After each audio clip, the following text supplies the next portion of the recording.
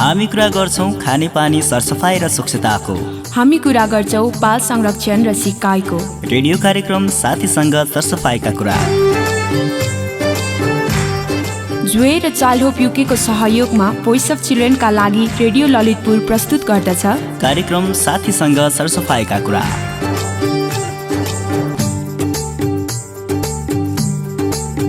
नमस्कार, म बलराम अनि म काजल। सबैभन्दा पहिले रेडियो कार्यक्रम साथीसँग सरसफाइका कुरामा यहाँहरूलाई स्वागत छ। कार्यक्रम साथीसँग सरसफाइका कुरामा हामीले मुख्य गरी बाल संरक्षण र शिक्षाका लागि खानेपानी सरसफाइ र स्वच्छताको महत्त्व, खानेपानी सरसफाइ र स्वच्छताको अभावमा हाम्रो सिकाइ प्रक्रियामा परिरहेको नकारात्मक प्रभाव र त्यसको अन्त्यका लागि गर्नुपर्ने प्रयासबारे चर्चा गर्छौं। तपाईले कार्यक्रम साथीसँग सरसफाइका कुरा प्रत्येक शनिबार बिहान 7:30 बजे मेरो एफएम 93.3 मेगाहर्जमा र सप्तकोशी एफएम 90 मेगाहर्जमा सुन्न सक्नुहुन्छ। यस्तै हाम्रो फेसबुक आइडी साथीसँग सरसफाइका कुरा र युट्युबमा पनि यो कार्यक्रम सुन्न सक्नुहुन्छ। कार्यक्रम सुनेर हामीलाई विभिन्न ठाउँबाट साथीहरूले प्रतिक्रिया र सुझाव पठाउनु भएको छ। प्रतिक्रिया र सुझावका लागि यहाँहरू सबैजनालाई हार्दिक धन्यवाद। तपाईहरूको प्रतिक्रिया र सुझावले हामीलाई यो कार्यक्रम अझै राम्रो बनाउन सहयोग पुग्छ। त्यसैले हामी सधैँ तपाईँका प्रतिक्रिया र सल्लाह सुझावको प्रतीक्षामा रहिरहनेछौँ। कार्यक्रम साथीसँग सरसफाइका कुराको अघिल्लो भागमा हामीले कोभिड-19 जस्ता महामारीमा बालबालिकाको सुरक्षाका लागि अभिभावक र समुदायले खेल्नुपर्ने भूमिकाबारे चर्चा गरेका थियौँ। यति मात्र होइन, विद्यालयको सरसफाइ र स्वच्छताको सन्दर्भमा समुदाय, विद्यालय प्रशासन, अभिभावक र स्वयं विद्यार्थीहरूको भूमिका कस्तो हुनुपर्छ भन्ने सन्दर्भ उठाएका थियौँ। मलाई आज एकदमै दिक्क लागिरहेछ भने काजल। ल, सधैँ फ्रेस हुने मान्छे आज के भयो त्यस्तो?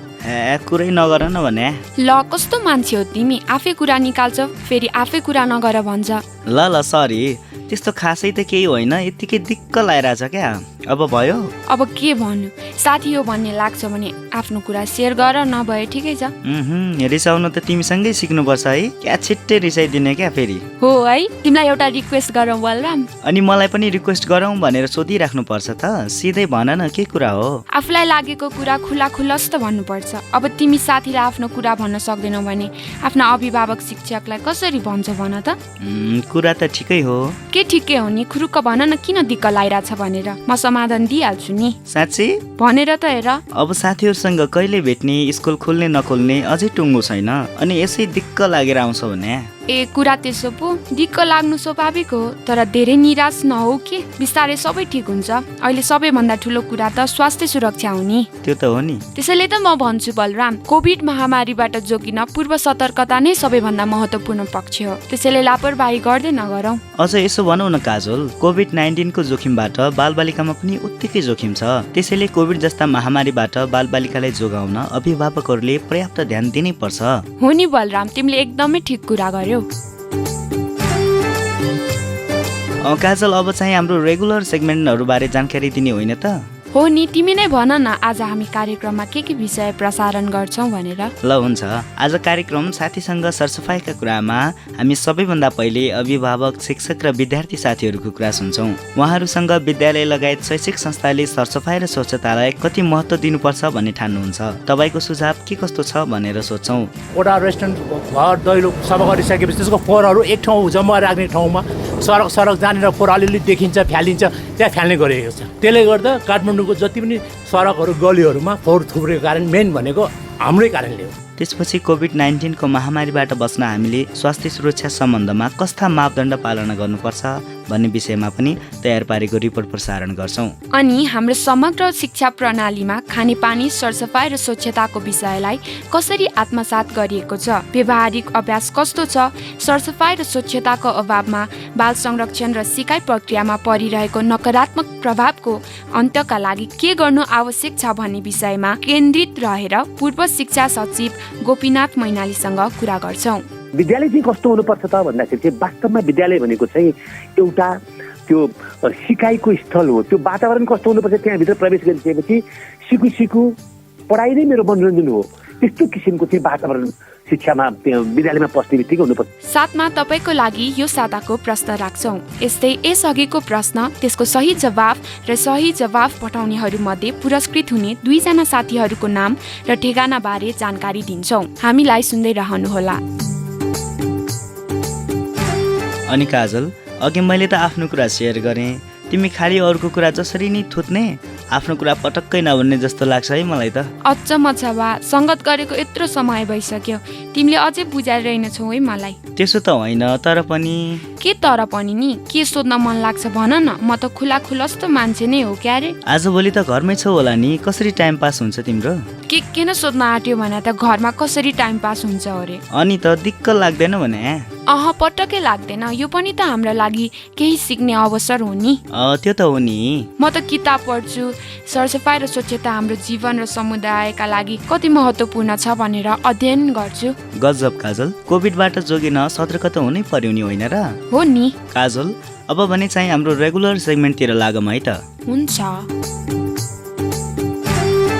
तपाईँ यति बेला रेडियो कार्यक्रम साथीसँग सरसफाइका कुरा सुन्दै हुनुहुन्छ। कार्यक्रममा अबको समय हो तपाईँ साथी, शिक्षक, अभिभावकहरूको विचार सुन्ने। आज हामीले शिक्षक, विद्यार्थी र अभिभावकहरूलाई विद्यालय लगायतका शैक्षिक संस्थाहरूले सरसफाइ र स्वच्छतालाई कति महत्त्व दिनुपर्छ भन्ने ठान्नुहुन्छ। तपाईँको सुझाव के छ भनेर प्रश्न सोधेका छौँ। सुनौ न उहाँहरूको विचार। नमस्कार, मेरो नाम मधुसूदन थापा, म स्वयम्भूबाट। यो सरसफाइ सम्बन्धी जनचेतना कार्यक्रम चाहिँ सबभन्दा पहिला नागरिकमा आफैमा सचेतना हुनुपर्छ र अब त्यसपछि सरकारले यो फोहोर चाहिँ यहीँ एउटा वायु प्रदूषण रहित तरिकाले व्यवस्थापन गर्नुपर्छ। मेरो नाम चाहिँ जनकबहादुर कडायत होइन, घर चाहिँ कैलाली हो। अनि अहिलेको अवस्थामा होइन सरसफाइमा चाहिँ ध्यान दिनुपर्ने एकदम जरुरी छ है, किनभने अहिले कोरोनाको महामारीको भएको कारणले गर्दाखेरि होइन हामी चाहिँ अब जताततै अहिले, किनकि भर्खर लकडाउन खुलेको छ है, लकडाउन खुल्यो भन्दैमा जथाभावी हिँड्नु, खुल्ला हिँड्नु होइन, बसमा सार्वजनिक यातायात पनि भर्खर खुलेको छ है, यसमा पनि हामीले अब मास्क लगाएर सुरक्षित साथ रहन जरुरी छ होइन। अब बसहरूमा पनि अब यातायातहरूले पनि के गरिदिनुपर्छ भन्ने जस्तो लाग्छ भने मलाई चाहिँ अब तिनीहरू चाहिँ अब जति सक्दो खचाखच मान्छे भएर हुन्छ कि होइन, त्यसमा चाहिँ त्यसरी नराखेर होइन फिक्स जतिवटा सिट छ होइन त्यतिमा मात्र राख्न जरुरी छ क्या उनीहरूले पनि। अनि अरू अब तरकारी बजारहरूमा यस्तो अन्य पसलहरूमा, किराना पसलहरूमा तपाईँले देखिराख्नुहुन्छ होइन, त्यसमा चाहिँ एकदम मान्छेहरू हुन्छ नि अनियन्त्रित किसिमले चाहिँ उभिरहेको हुन्छन्, बसिरहेको हुन्छन् होइन, त्यसमा खै त त्यसमा त केही सामाजिक दूरी पनि कायम राखिरहेको हुँदैन तिनीहरूले होइन, त्यसमा चाहिँ ध्यान दिनु पऱ्यो। अनि प्रत्येकले मास्क चाहिँ अनिवार्य लगाउनु पऱ्यो। नगरपालिकाले आफ्नो दायित्व पुरा गरेको छैन। प्रथम कुरा, अहिले जति पनि काठमाडौँ भ्यालीमा जति पनि ओराहरू छ, त्यो ओराहरूले कुनै पनि आफ्नो कर्तव्य पुरा गरेको छैन। बरु प्राइभेट जुन चाहिँ छ नि फोहोर मैला सङ्कलन प्राइभेट जुन पैसाले मन्थली पसल, घर, रेस्टुरेन्टहरूमा 500, 1000, 1500 उठाएको सबै यो व्यवस्था उनीहरूले गरिरहेको छ अहिलेसम्म। अनि अर्को कुरा, हामी काठमाडौँवासीहरूले पनि हाम्रो आफ्नो जिम्मा पुरा वहन गरेको छैन। किनभने फोहोर मैलाहरू सब राति वटा रेस्टुरेन्ट, घर, दैलो सफा गरिसकेपछि त्यसको फोहोरहरू एक ठाउँ जम्मा राख्ने ठाउँमा सडक जहाँनिर फोहोर अलिअलि देखिन्छ, फ्यालिन्छ, त्यहाँ फ्याल्ने गरिएको छ। त्यसले गर्दा काठमाडौँको जति पनि सडकहरू, गलीहरूमा फोहोर थुप्रेको कारण मेन भनेको हाम्रै कारणले हो।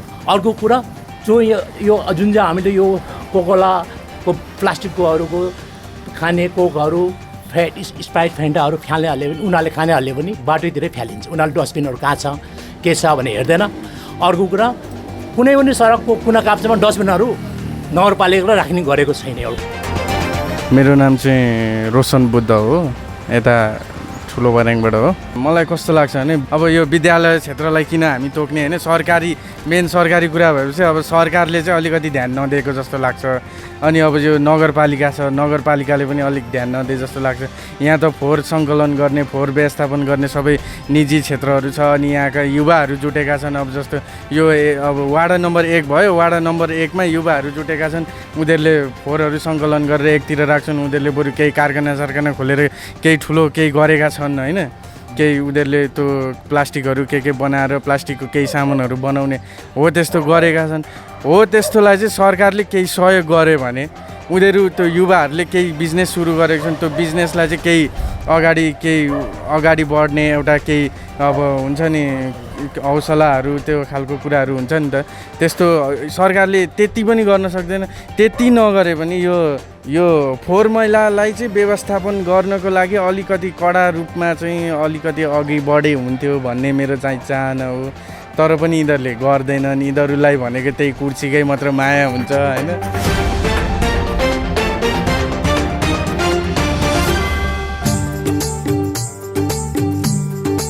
भर्खरै हामीले अभिभावक, शिक्षक र विद्यार्थी साथीहरूको विचार सुन्यौं। उहाँहरूको भनाइबाट विद्यालय लगायतका शैक्षिक संस्थाले सरसफाई र स्वच्छतालाई उच्च महत्त्व दिँदै उपयुक्त शैक्षिक वातावरण निर्माणमा ध्यान दिनु जरुरी छ भन्ने बुझ्न सक्छौं।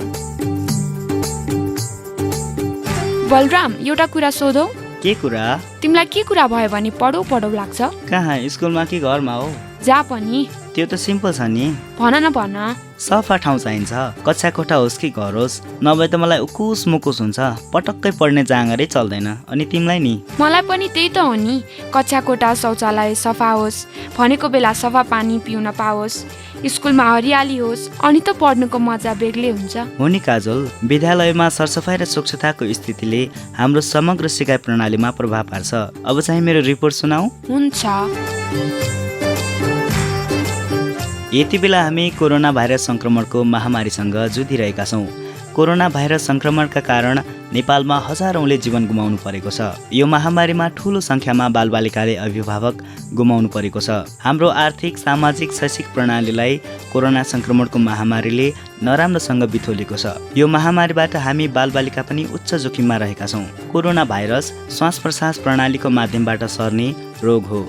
संक्रमित व्यक्तिले खोक्दा वा हाच्छ्यौँ गर्दा नाक वा मुखबाट निस्कने छिटाको माध्यमबाट कोरोना भाइरस एक व्यक्तिबाट अर्को व्यक्तिमा सर्दछ। ज्वरो र खोकी लागेको व्यक्तिबाट टाढा रहने, सकेसम्म घरबाट ननिस्कने, घर बाहिर निस्कनै परे अनिवार्य रूपमा मास्क लगाउने गर्नुपर्दछ।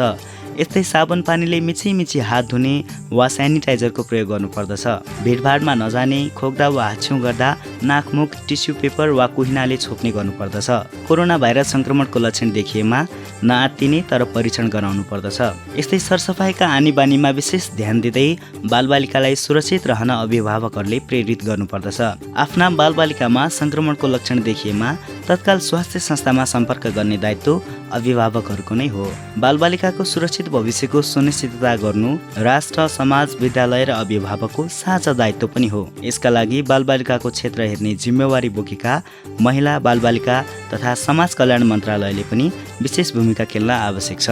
बलराम, तिमीले निकै महत्त्वपूर्ण रिपोर्ट सुनायौ। यसबाट हामीले कोभिड जस्ता महामारीबाट जोगिन के गर्नुपर्छ भन्ने मात्र होइन, यस्ता महामारीबाट बालबालिकालाई जोगाउन अभिभावकहरूको भूमिका कति महत्त्वपूर्ण हुन्छ भन्ने बुझ्न सक्यौं। धन्यवाद काजल। अब भने विज्ञ व्यक्तित्वसँगको कुराकानीतिर लाग्ने हो कि? हुन्छ। आज कार्यक्रम साथीसँग सरसफाइका कुरामा हामीसँग हुनुहुन्छ पूर्व शिक्षा सचिव गोपीनाथ मैनाली। शिक्षा नीति निर्देशिका कार्यविधि तयार पार्न उल्लेख्य भूमिका खेल्नुभएका मैनालीसँग आज हामीले हाम्रो समग्र शिक्षा प्रणालीमा खानेपानी, सरसफाई र स्वच्छताको विषयलाई कसरी आत्मसात गरिएको छ, व्यवहारिक अभ्यास कस्तो छ, सरसफाई र स्वच्छताको अभावमा बाल संरक्षण र सिकाइ प्रक्रियामा परिरहेको नकारात्मक प्रभावको अन्त्यका लागि के गर्नु आवश्यक छ भन्ने विषयमा केन्द्रित रहेर कुरा गर्दैछौँ। सर, स्वागत छ यहाँलाई कार्यक्रम साथीसँग सरसफाइका कुरामा। धन्यवाद सर। सबैभन्दा पहिले यहाँले शिक्षा मन्त्रालयको सचिवको रूपमा जिम्मेवारी निर्वाह गर्नुभयो। यो क्षेत्रलाई निकै नजिकबाट हेर्नुभयो। अनुभवको आधारमा भन्नुपर्दा हाम्रो समग्र शिक्षा क्षेत्र कसरी अघि बढेको पाउनुहुन्छ? यहाँले ठिकै भन्नुभयो। म शिक्षा मन्त्रालयको प्रशासनिक नेतृत्वको जिम्मेवारीमा चाहिँ नेपाल सरकारले मलाई दिएको थियो र मैले त्यसलाई निर्वाह गरेँ र मैले शिक्षा मन्त्रालयमा आफू रहँदाखेरि र आउटसाइडरबाट बाहिरबाट मैले हेर्दाखेरि दुई पटक म शिक्षा मन्त्रालयमा बसेँ। पहिला उपसचिव हुँदा पनि बसेँ र अहिले हामी बाहिरबाट हेर्दाखेरि अथवा शिक्षा मन्त्रालयमा जानुभन्दा अगाडि यी 3-4वटा सिममा रहेर मैले चाहिँ आफूलाई शिक्षा सचिव हुँदाखेरि चाहिँ अनुभव गरेँ।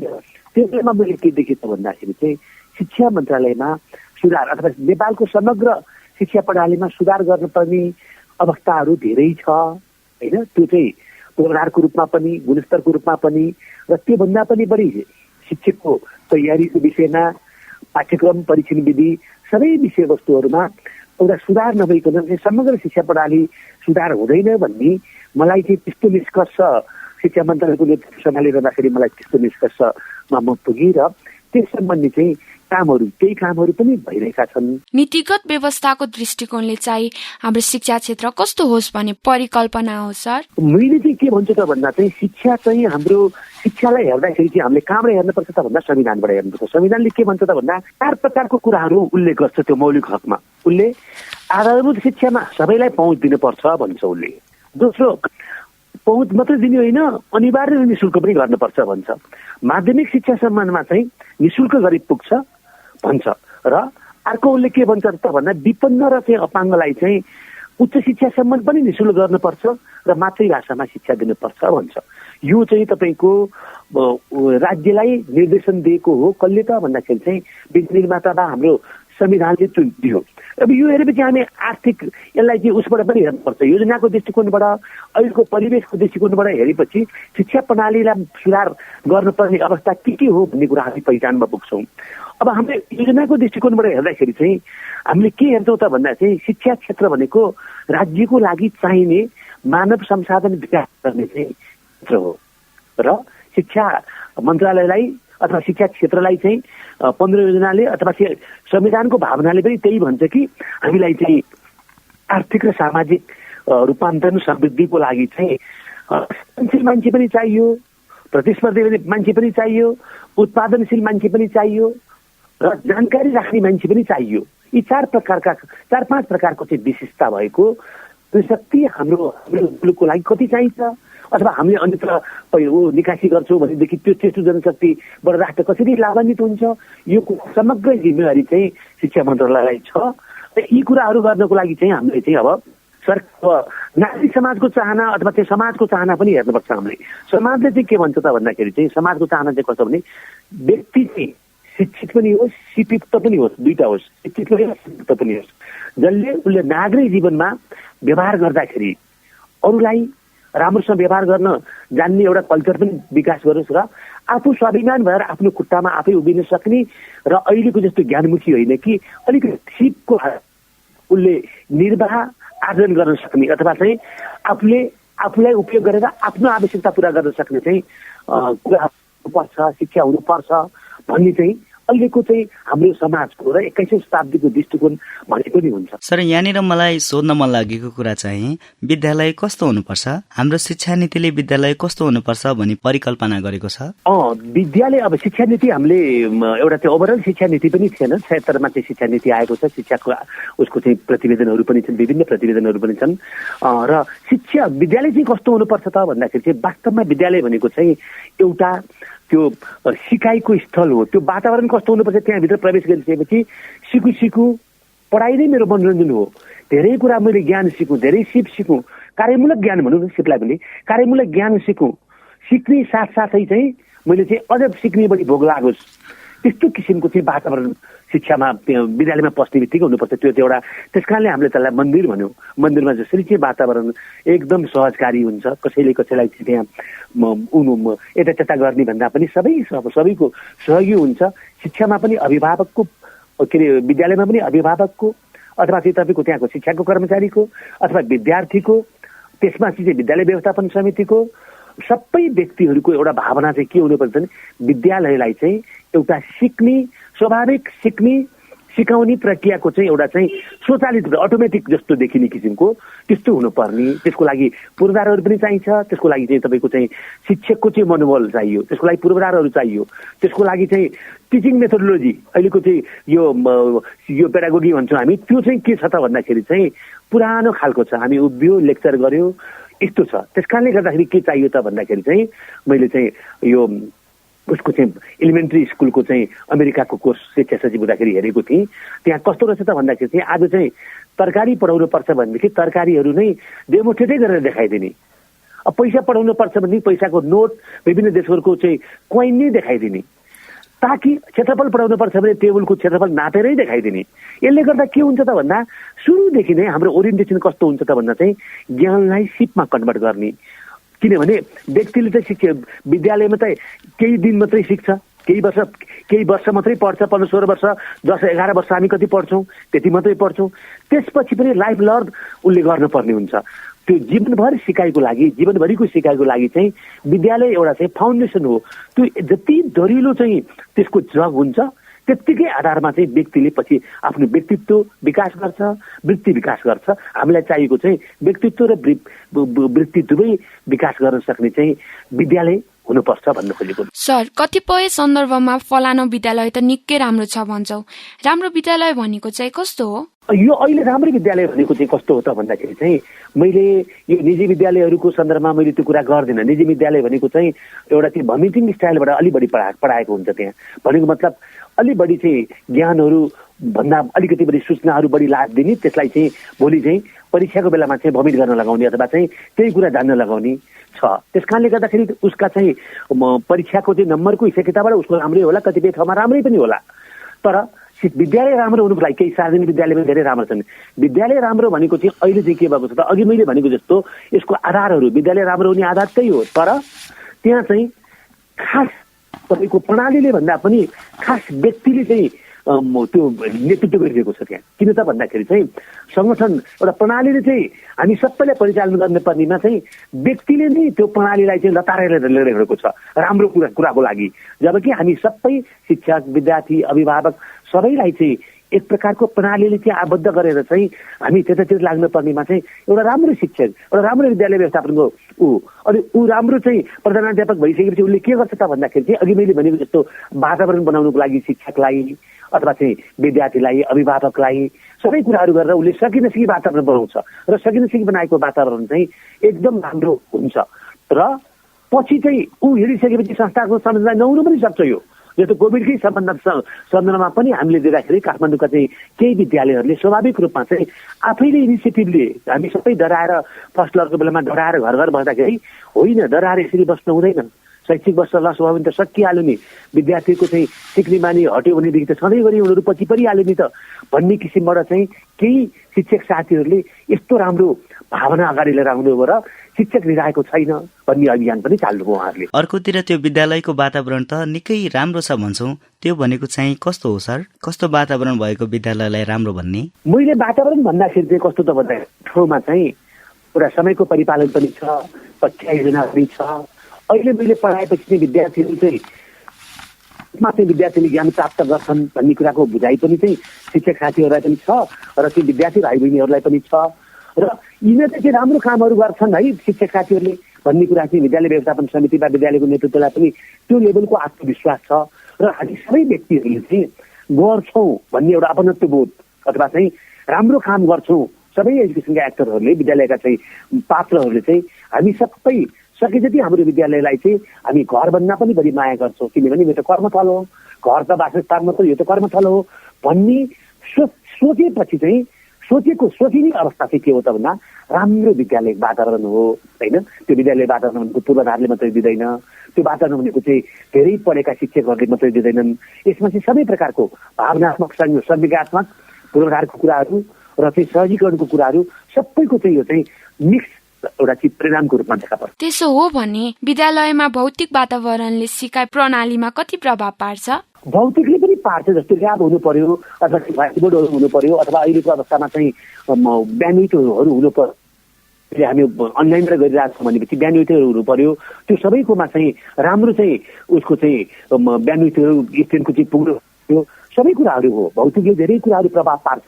तर मैले भन्न खोजेको चाहिँ भौतिक पनि हो, तर भौतिक भावनात्मक पक्ष भने नि मैले भावनात्मक पक्ष दुवै हो। वातावरण भनेको चाहिँ भौतिक पक्षले चाहिँ हामीलाई केही आधारहरू दिन्छ, प्रि कन्डिसन मात्रै दिन्छ। वास्तविक रूपमा चाहिँ सिकाइ गतिविधिलाई स्वचालित बनाउनको लागि चाहिँ भौतिक भन्दा पनि माथि चाहिँ भावनात्मक चाहिन्छ। हामी चाहिँ यहाँहरूलाई भनेको हामी चाहिँ यो एउटै गुरुकुलमा पढ्दाखेरि एउटै गुरुले चाहिँ 5वटा कक्षा पनि पढाउनुहुन्थ्यो। यतातिर फर्केको 1 कक्षा, उतातिर फर्केको 2 कक्षा। अनि चौरमा पनि पढ्थ्यौँ, हामी पिपलको रुखमा पनि पढ्थ्यौँ। अनि पानी आइसकेपछि हामी ओत लाग्थ्यौँ कसैको घरमा गएर।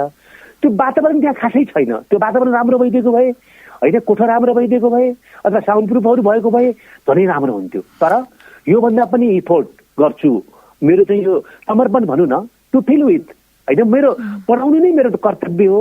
पढ्नु नै मेरो चाहिँ भविष्य हो भन्ने किसिमको बोध विद्यार्थी र शिक्षक दुवैमा गराउन सक्यो भनेपछि मात्रै तपाईँको चाहिँ राम्रो लर्निङ इन्भाइरोमेन्ट बन्छ र यो नै हो सबैभन्दा चाहेको यही नै हो भनेपछि चाहिँ यो पूर्वाधारले चाहिँ राम्रो भूमिका खेल्छ। तर हामीले भनेको जस्तो त्यो 100% होइन, पूर्वाधार भनेको चाहिँ अमुक कुरा हो, तर त्यसलाई सञ्चालन गर्ने विधि प्रक्रिया मानसिकता स्वभाव चाहिँ ठुलो कुरा हो। तर विद्यालयहरूमा पूर्वाधारको अभाव छ। विशेष गरी सामुदायिक विद्यालयहरूको कुरा गर्ने हो भने त पानी पिउनलाई पनि घण्टौं हिँड्नुपर्ने स्थिति, शौचालयको अभाव जस्ता कुराले हाम्रो सिकाइ प्रणालीमा नकारात्मक प्रभाव पारिरहेको छ। यसमा सुधारका लागि राज्यले कति ध्यान दिएको पाउनुहुन्छ? यसमा चाहिँ के छ त भने यहाँले ठिक भन्नुभयो, अलि दुर्गम क्षेत्रको गाउँठाउँको काठमाडौँकै पनि कतिपय ठाउँहरूमा चाहिँ सहर बजारकोमा पनि भौतिक पूर्वाधार छैन, टोयलेटहरू छैन, यो सबै कुरा हो होइन। अझ तपाईँहरूलाई यो टोयलेट नभइसके पछाडि चाहिँ यो बहिनीहरू जुन 9-10 कक्षा पढ्ने बहिनीहरूको लागि चाहिँ उहाँहरूको चाहिँ यो मासिक हुँदाखेरि केटाहरूले बुलिङ गर्ने अनि उहाँहरूको पढाइ छुट्ने मानसिक तनाव पनि छ। यो कुरा सबै हामीले देखेको भोगेको हो।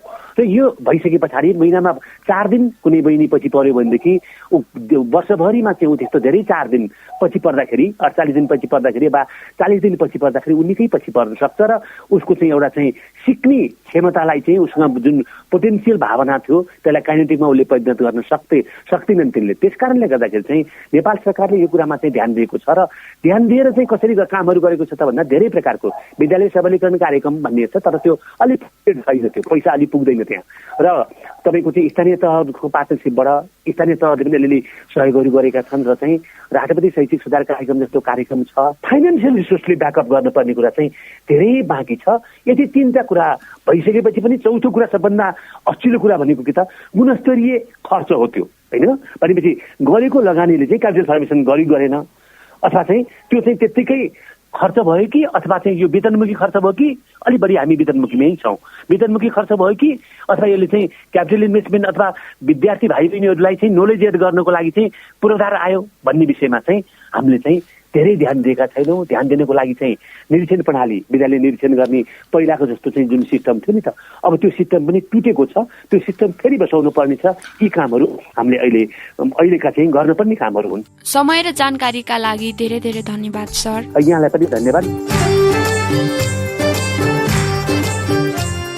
हामीसँग हुनुहुन्थ्यो पूर्व शिक्षा सचिव गोपीनाथ मैनाली। उहाँसँग हामीले हाम्रो समग्र शिक्षा प्रणालीमा खानेपानी, सरसफाइ र स्वच्छताको विषयलाई कसरी आत्मसात गरिएको छ, व्यावहारिक अभ्यास कस्तो छ भन्ने विषयमा केन्द्रित रहेर कुराकानी गर्यौं। कार्यक्रमको अर्को भागमा हामीले पूर्व शिक्षा सचिव मैनालीसँग सरसफाइ र स्वच्छताको अभावमा बाल संरक्षण र सिकाइ प्रक्रियामा परिरहेको नकारात्मक प्रभावको अन्त्यका लागि के गर्न आवश्यक छ भन्ने विषयमा केन्द्रित रहेर कुरा गर्नेछौँ। हामीलाई सुन्दै रहनुहोला।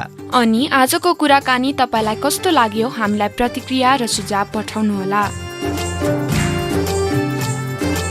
अब भने कार्यक्रम साथीसँग सरसफाइका कुराबाट बिदा माग्ने समय भइसकेको छ। त्यसअघि कार्यक्रम साथीसँग सरसफाइका कुरामा यसअघि हामीले सोधेका प्रश्नको सही जवाफ भन्छौँ है त। यसअघि कार्यक्रममा हामीले हाल कार्यान्वयनमा रहेको विद्यालय क्षेत्र विकास योजना कहिलेसम्म सम्पन्न गर्ने लक्ष्य छ भनेर सोधेका थियौं। यो प्रश्नको सही जवाफ हो 2080 सालमा। हामीलाई धेरै श्रोताहरूले हाल कार्यान्वयनमा रहेको विद्यालय क्षेत्र विकास योजना 2080 सालसम्ममा सम्पन्न गर्ने लक्ष्य छ भनेर सही जवाफ पठाउनु भएको छ। त्यसमध्ये 2 जना काठमाडौँ सुन्धाराका वासुदेव खोरा सैनी र भक्तपुर बोर्डेका वर्षापुरी पुरस्कृत भएको छ। यहाँहरू दुवैजनालाई बधाई छ। हामी पुरस्कार सामग्री यहाँको ठेगानामा पठाउने छौँ, प्रतीक्षा गर्नुहोला। सही जवाफ पठाउने सबैमा धन्यवाद। अब भने आजको प्रश्न राख्छौँ। नेपालमा बालबालिका सम्बन्धी विषय हेर्ने जिम्मेवारी कुन मन्त्रालयको हो? प्रश्न फेरि एकपटक, नेपालमा बालबालिका सम्बन्धी विषय हेर्ने जिम्मेवारी कुन मन्त्रालयको हो? तपाईले यो प्रश्नको जवाफ हाम्रो टेलिफोन नम्बर 0155 48018, मोबाइल नम्बर 9802022822 र हाम्रो इमेल ठेगाना साथीसँग सरसफाइ @gmail.com मा हाम्रो फेसबुक पेज साथीसँग सरसफाइका कुरामा पनि पठाउन सक्नुहुनेछ। जवाफ पठाउने ठेगाना फेरि एकपटक, telephone number 0155 48018, mobile number 9802022822, email ठेगाना साथीसँग सरसफाइ @gmail.com र फेसबुक पेज साथीसँग सरसफाइका कुरा। जवाफ पठाउँदा आफ्नो नाम र ठेगाना प्रश्न स्पष्टसँग उल्लेख गर्नुहुन अनुरोध गर्छौँ। सही जवाफ पठाउने मध्ये प्रत्येक साता 2 जनालाई हामीले पुरस्कृत गर्नेछौँ। यो जानकारी सँगै आजलाई कार्यक्रम साथीसँग सरसफाइका कुराबाट प्राविधिक दाजु भूमिराज श्रेष्ठको साथमा म काजोल अनि म बलराम बिदा माग्छौँ। नमस्कार।